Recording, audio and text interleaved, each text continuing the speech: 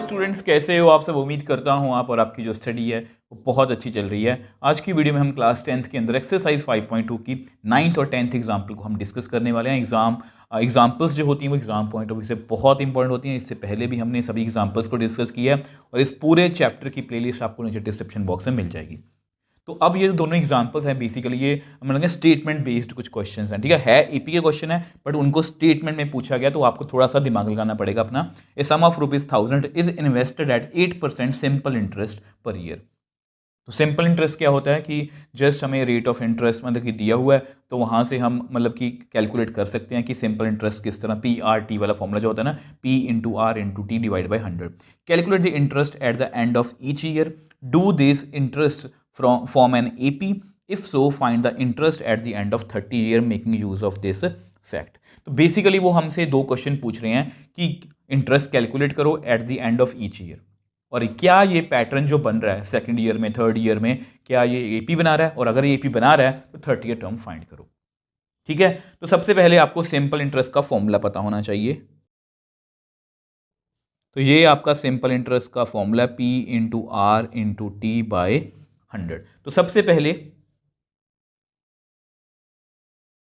Interest at the end of first year, आपको पता है ये P मतलब प्रिंसिपल अमाउंट, ये 1000 है, रेट ऑफ इंटरेस्ट 8 है, टाइम 1 साल का है, डिवाइड बाय 100, क्योंकि परसेंटेज है तो डिवाइड बाय 100। अब इसको कर दो जी यहाँ पर कट, तो मेरे पास कितना आ गया, 80 रुपीज़। मतलब कि अगर हम 1000 रुपये डिपॉजिट करेंगे बैंक में तो साल बाद हमें 80 रुपये जो है उस पर ब्याज मिलेगा या इंटरेस्ट मिलेगा। अब हम क्या करेंगे,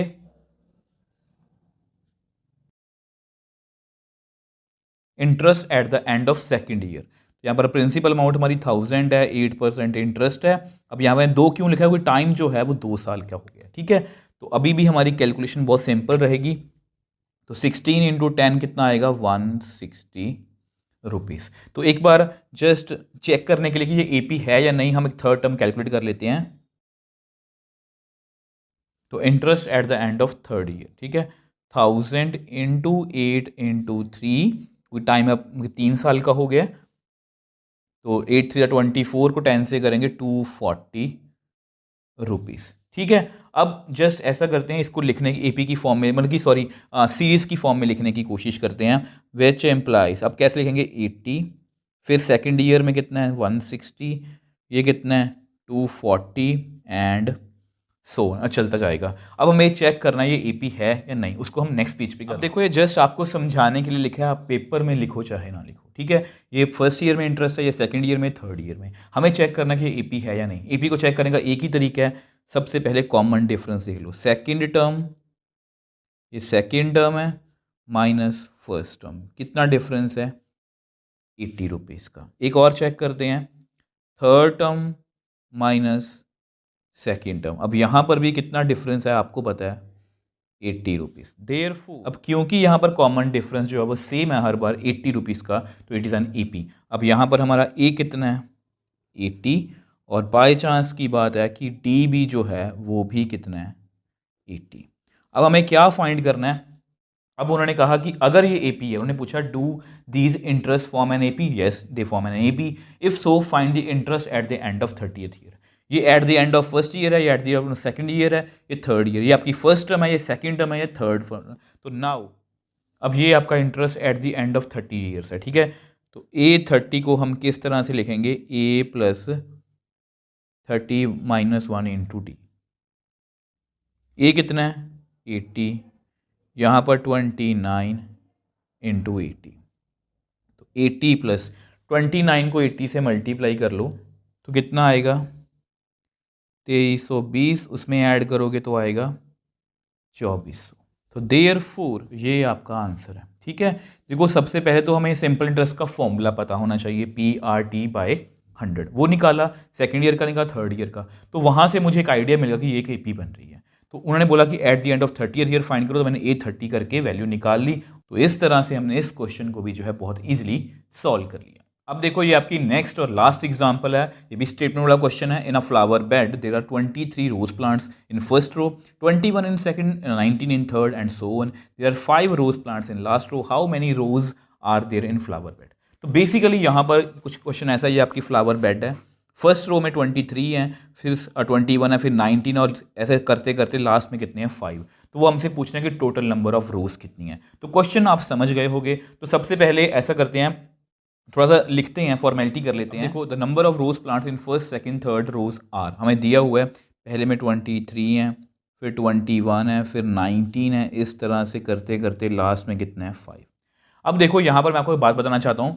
नॉर्मली क्या होता है, बुक में भी सीधा लिखा गया कि इसके बाद इसको मतलब एपी का फॉर्मूला लगाया, बट पेपर में आप इस बात का ध्यान रखोगे, कई बार क्वेश्चन आपको कंफ्यूज करने के लिए होगा, ऐसा ही कोई क्वेश्चन होगा बट वहाँ पर जो नंबर्स होंगे वो एपी में नहीं होंगे।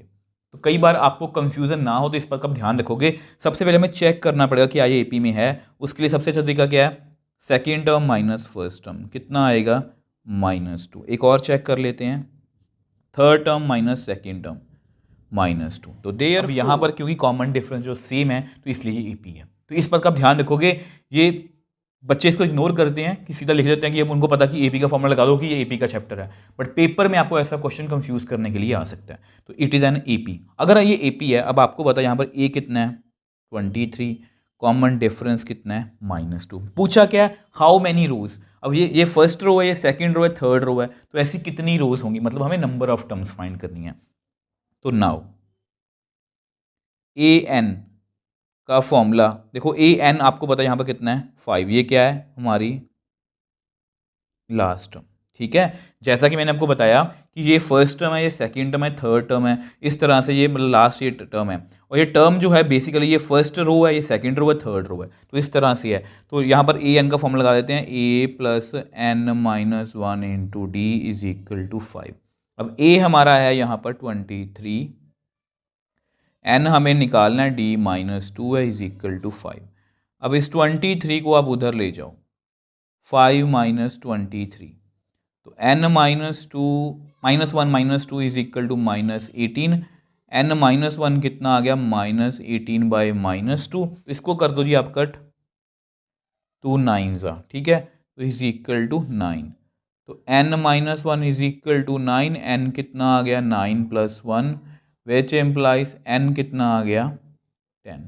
तो देयरफॉर तो नंबर ऑफ रोज यहाँ पर कितनी है 10। तो ये बहुत इजी क्वेश्चन था, बस जो मैंने टिप्स आपको दी हैं। देखो पहले क्वेश्चन क्या था कि हमें रो मतलब कि फ्लावर दिए, इसमें इतने फ्लावर है, इसमें इतने फ्लावर हैं, इस लास्ट में इतने हैं, तो नंबर ऑफ रोज कितनी होंगी, हमें basically number of terms he calculate करना था। इस बात का ध्यान रखोगे। पहले आप चेक कर लेना कि क्या ये एपी है, क्योंकि कई बार पेपर में आपको जानबूझ के कंफ्यूज करने के लिए आ सकता है कि और ये एपी बने ही ना, और अगर ये एपी नहीं बनेगी तो हम इस तरह से ये फॉर्मूला नहीं लगा सकते। तो इस बात को आप, इन बातों का जो है वो आप ध्यान रखोगे।